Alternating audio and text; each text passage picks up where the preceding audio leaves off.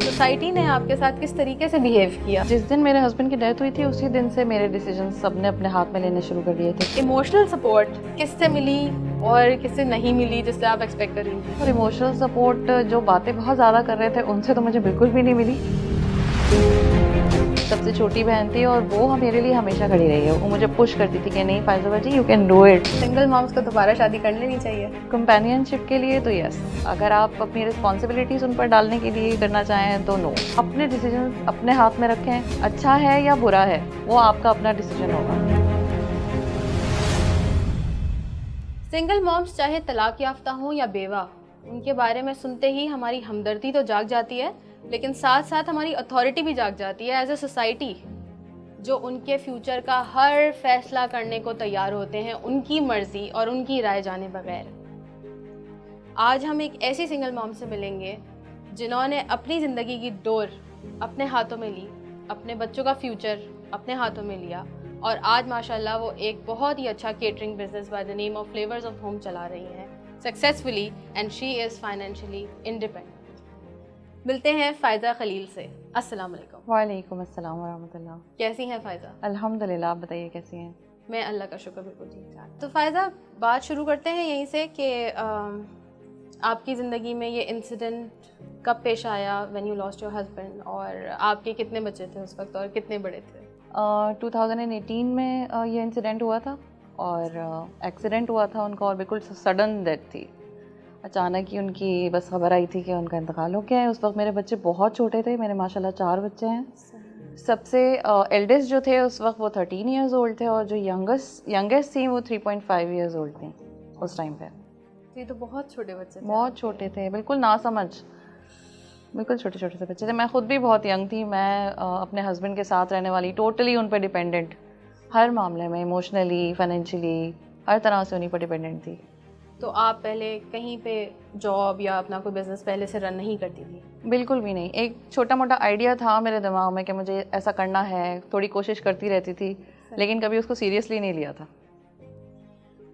तो इस वक्त जब ये सारा मामला पेश आया आपके साथ, और वैसे ही एक बहुत बड़ा धचका होता है कि इंसान को उसका ज़िंदगी का सहारा होता है, बिल्कुल मियाँ बीवी एक दूसरे का, तो जब वो इंसान आपके साथ नहीं रहा तो सोसाइटी ने आपके साथ किस तरीके से बिहेव किया? जिस दिन मेरे हस्बैंड की डेथ हुई थी उसी दिन से मेरे डिसीजन सबने अपने हाथ में लेने शुरू कर दिए थे कि अब ऐसे करना है, ऐसे करना है, ये नहीं करना है। सब कुछ मुझे सब बताने की कोशिश करते थे। उसमें मेरे पेरेंट्स भी थे, उसमें मेरे इन लॉज भी थे। सबको ये था कि हमारी मर्ज़ी से होना चाहिए अब जो कुछ भी होगा।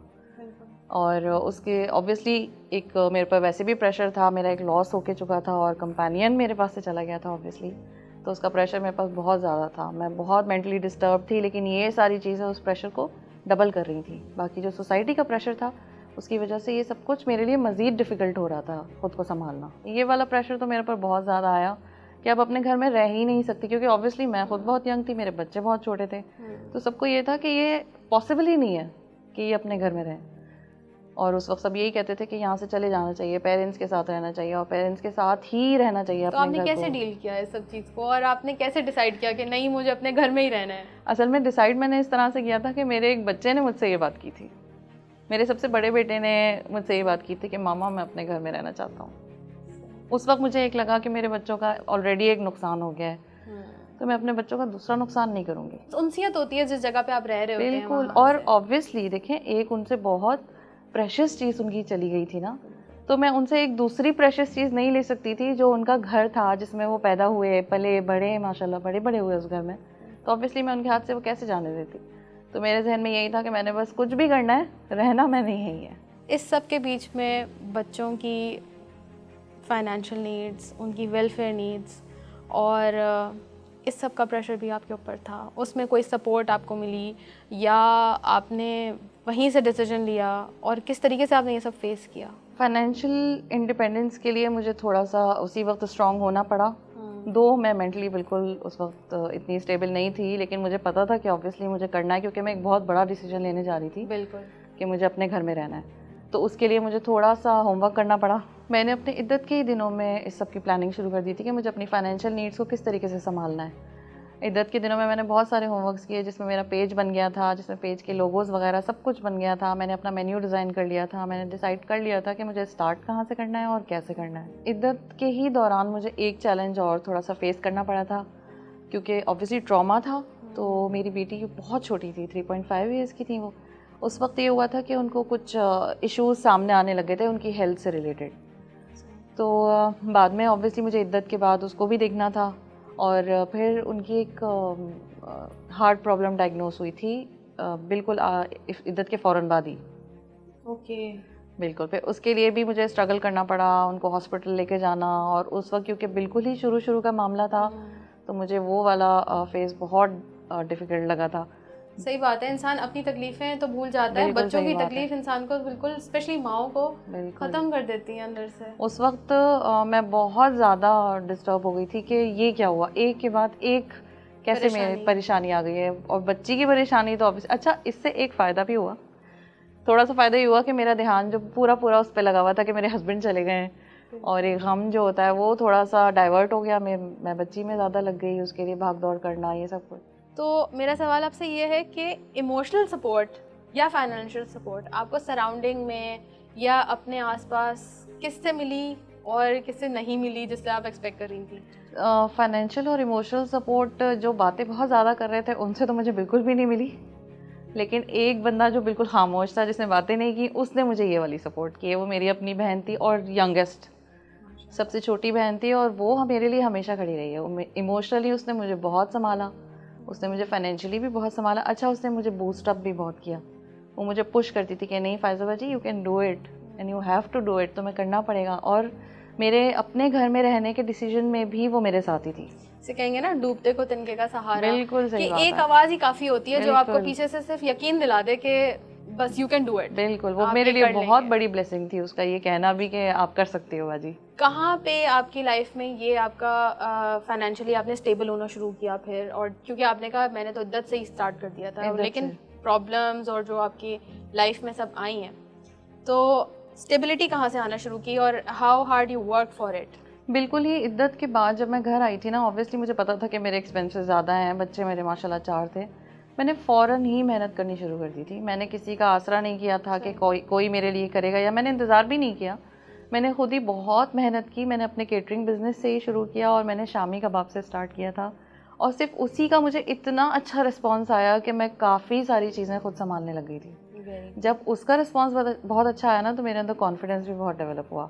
फिर उसके बाद मैंने थोड़ी थोड़ी चीज़ें और ऐड करना शुरू कर दी, तो केटरिंग का बिज़नेस मेरा बहुत अच्छा चला।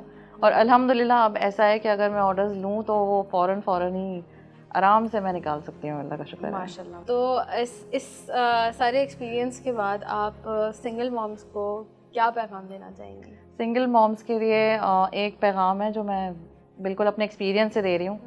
अपने डिसीजंस कभी किसी को ना लेने दें। अपने डिसीजंस अपने हाथ में रखें। अच्छा है या बुरा है, वो आपका अपना डिसीजन होगा। इसी चीज़ पर मैं भी शुरू से चली थी। मैंने बहुत सारे गलत डिसीजंस भी लिए, लेकिन मैं उनको बिल्कुल ओन करती हूँ और वो कहती हूँ कि मेरे ही थे और मुझे उन पर कोई गिल्ट नहीं है। और एक और मेरा पैगाम ये भी है सिंगल मॉम्स को।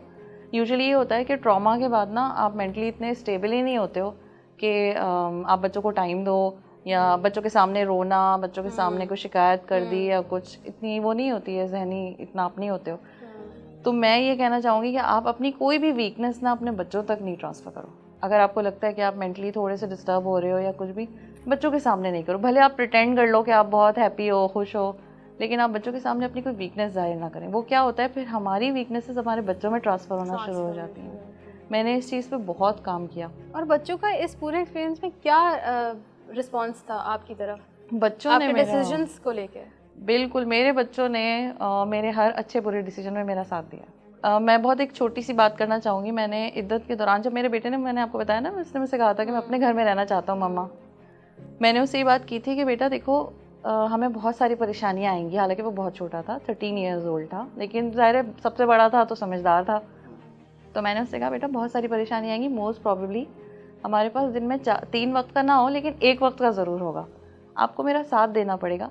और मैंने उसको एक हदीस भी कोट की थी, रसूल पाक सल्लल्लाहु अलैहि वसल्लम के बारे में बताया था कि वो भी पेट भर के खाना नहीं खाते थे।